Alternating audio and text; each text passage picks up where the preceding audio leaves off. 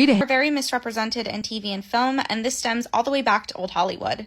Today, I want to talk about Rita Hayworth, a 1940s movie star. Rita Hayworth was born Margarita Carmen Cancino in 1918 to a Spanish father and an Irish-American mother. She started dancing with her father at age 12 and spent most of her childhood performing flamenco and traditional Spanish folk dances. At 16, she booked her first film, and from there, her career started to grow.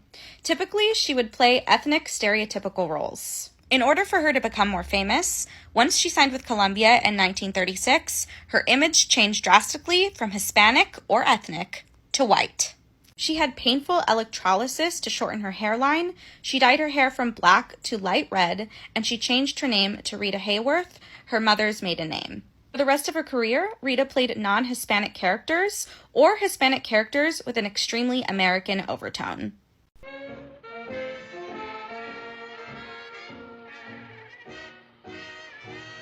I was once one of the most famous actresses in the world.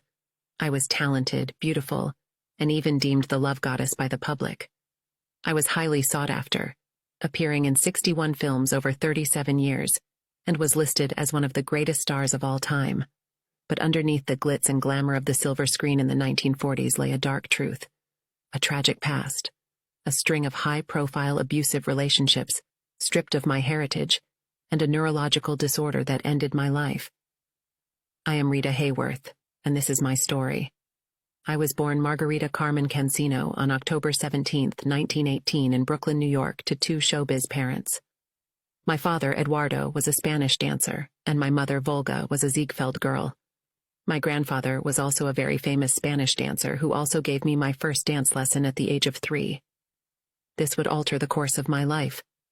I was in constant dance training for hours and days on end.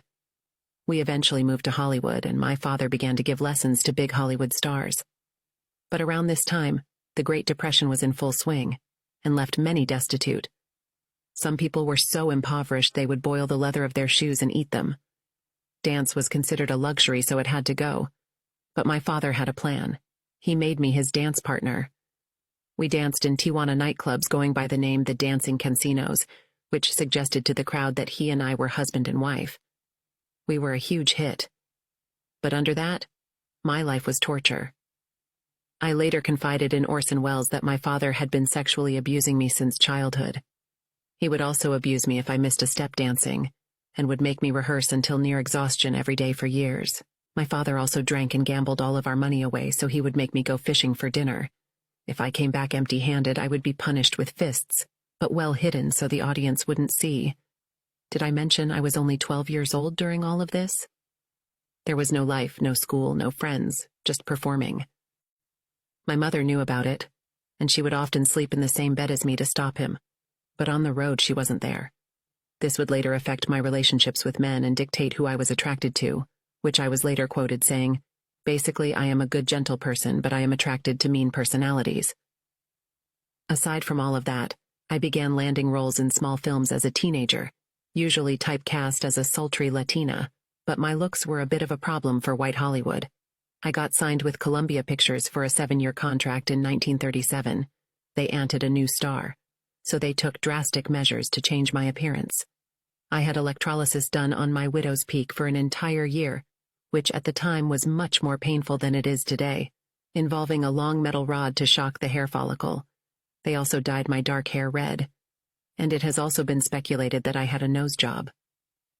I am not the only starlet to go to drastic measures to change my appearance. Marilyn Monroe had nose surgery and also lifted her hairline. It was also reported in unsealed medical records that she had a cartilage graft to her chin. Many others did the same to live up to beauty standards of the time. They also changed my name to Rita Hayworth to sound more Irish-American than what they referred to as Mediterranean. Stay tuned for part 2. Welcome back to my story. Right before my painful transformation took place, I had married a shady car salesman who was twice my age. I famously said, "I married him for love, he married me for an investment." He pushed for me to become a star and would have done anything to make me one, so he was also my agent. I began starring in lead roles alongside Fred Astaire, who claimed I was his favorite dance partner. He said, "She learned steps faster than anyone I'd ever known.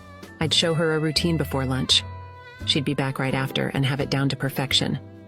She apparently figured it all out in her mind while she was eating. One of my most notable films, which most of you probably know me from, is the film noir Gilda. This picture would alter the way the public saw me. I would go from a dancing queen to a femme fatale overnight. It was released right after the end of World War II, and with it came a new era of weaponry.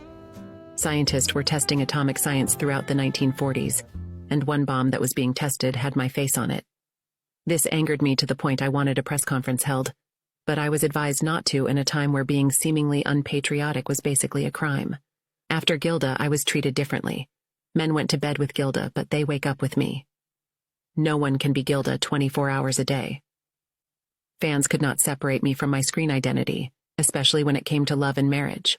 Stay tuned for the next part. Welcome back to my story. I was the antithesis of the characters I played. In real life, I was shy and insecure with an inferiority complex. Because of their expectations of me being something I was not, my 5 marriages ended shortly after they began. My first husband/agent gambled all of our money away, was the same age as my father, and never showed any interest in starting a home with me. My most famous marriage was to Prince Ali Khan, whom I left my acting career for. He tried to win my love with expensive, lavish gifts, a daily barrage of roses, and trips around Europe. He even hired a fortune teller to find me at my hotel and tell me I was on the cusp of the greatest romance of my life. Today, those would all be well-known tactics of love bombing. The papers had a frenzy over me becoming a princess and moving abroad. It truly was a fairy tale to some. I even considered converting to Islam for him. But in the end, I did not.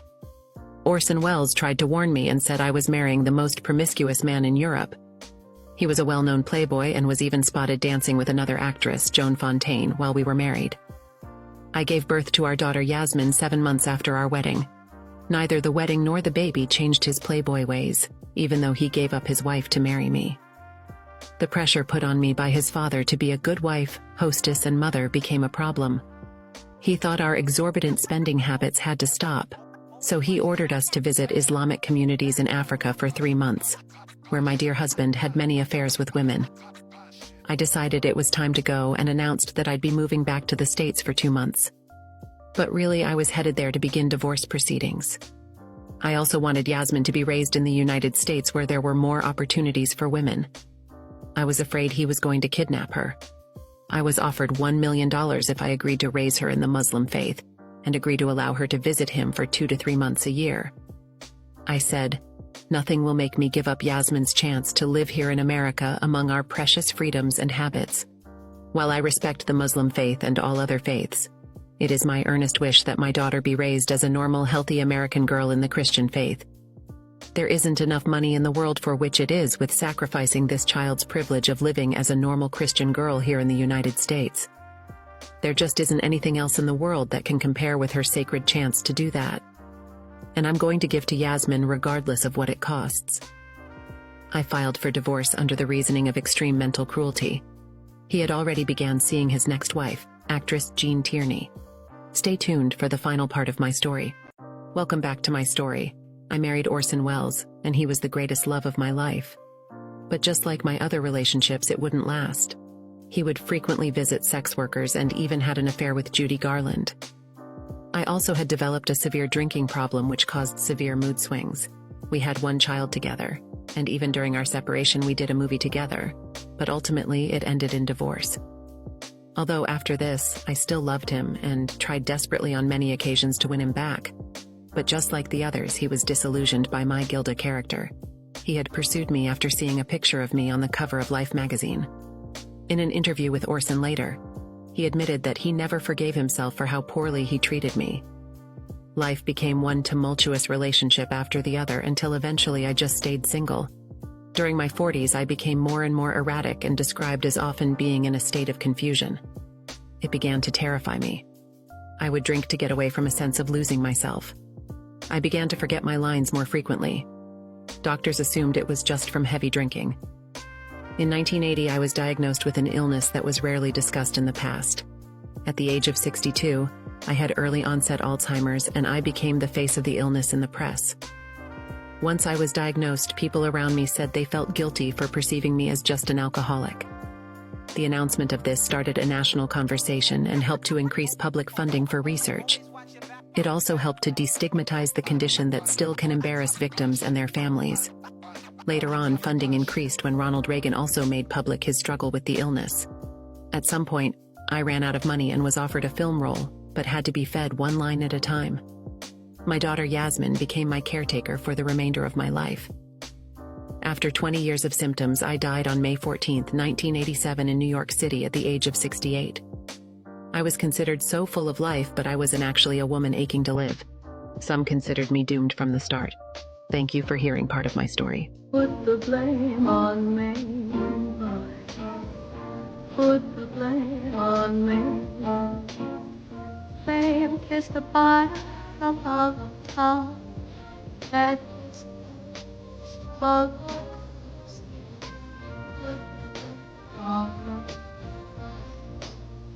put the blame on me. Remember the blizzard back in Manhattan, 8-6. Saying the traffic was tight up, folks were in a fix. That's the story.